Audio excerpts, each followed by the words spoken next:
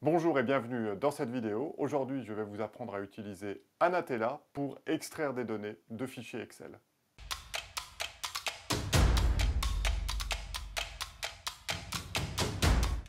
Si vous faites de la data préparation, sans doute avez-vous déjà été confronté à ce problème. Vous devez extraire des données de cellules spécifiques d'un fichier Excel pour ensuite les réconcilier dans une base de données plus globale. Aujourd'hui, dans cette vidéo, je vais vous montrer comment réaliser cette tâche en utilisant une solution ETL qui s'appelle Anatella. Suivez-moi pour la démonstration. Voilà le pipeline Anatella que j'ai construit et qui est relativement simple. Donc on va d'abord le parcourir dans sa globalité pour que vous compreniez les fonctionnalités des différentes boîtes qui sont arrangées entre elles. J'ai d'abord ici un fichier Excel en entrée et ici un fichier GEL qui est le format propriétaire d'Anatella en sortie. Ici, je vais extraire les informations des différentes cellules qui m'intéressent. Ici, je vais les indexer pour pouvoir faire un pivot, c'est ce qu'on appelle un unflatten. Et ensuite, ici, je vais définir les formats numériques, puis ensuite les formats de date, c'est-à-dire que je vais corriger le contenu des cellules et faire en sorte qu'elles soient bien écrites dans le bon format. Peut-être un mot avant de commencer sur cette opération, qui est ici le unflatten, ou la transposition de données de colonnes vers des lignes. Cette opération est relativement importante lorsque vous devez visualiser vos données, lorsque vous allez réutiliser le fichier qui est écrit en sortie pour visualiser les données. Pourquoi? Eh bien parce que des logiciels comme Tableau ou comme Power BI utilisent des données qui sont structurées en ligne.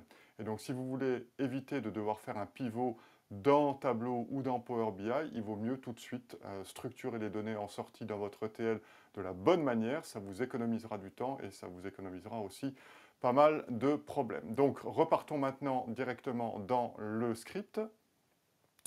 Et on va regarder la première boîte ensemble. Cette boîte, eh bien, j'utilise, c'est une boîte qu'on appelle la calculatrice et qui va me permettre d'appliquer différents calculs aux données qui sont en entrée.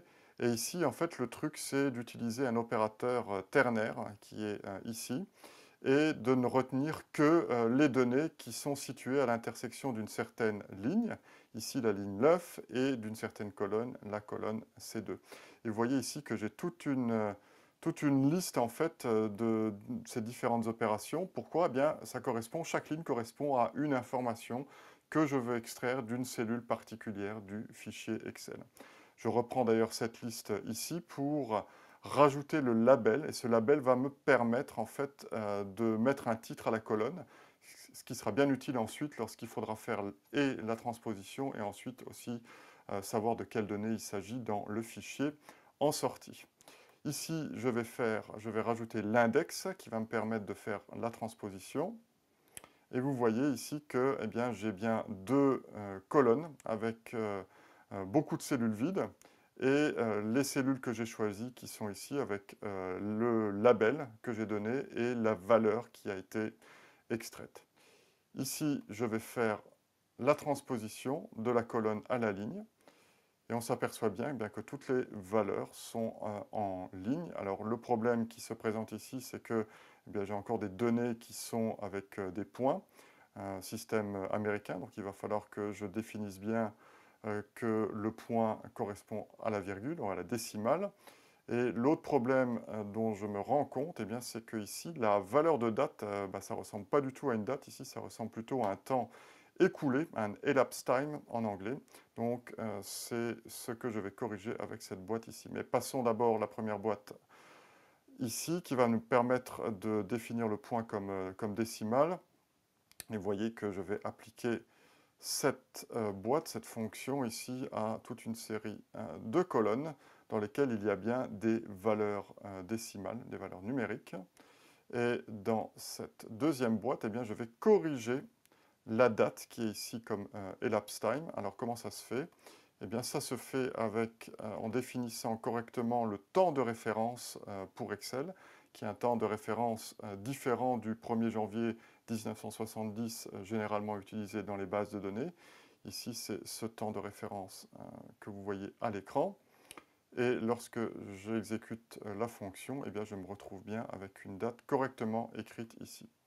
Et je n'ai plus, au final, qu'à écrire le fichier dans un format GEL en sortie qui est particulièrement rapide et utile pour la suite de mon process qui sera l'automatisation. J'espère que cette vidéo vous aura plu, qu'elle vous aura expliqué comment extraire facilement des données à partir de fichiers Excel.